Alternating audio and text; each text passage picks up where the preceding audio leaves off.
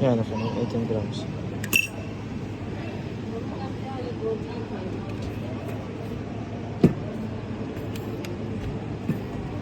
Okay, sir. Kahit ano?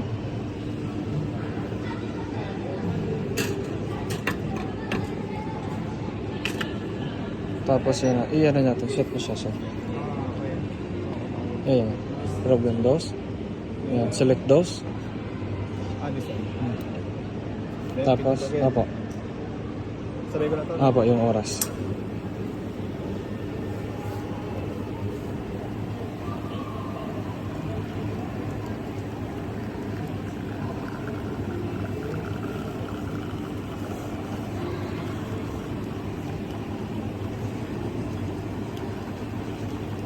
Tapos i-stop nyo rin.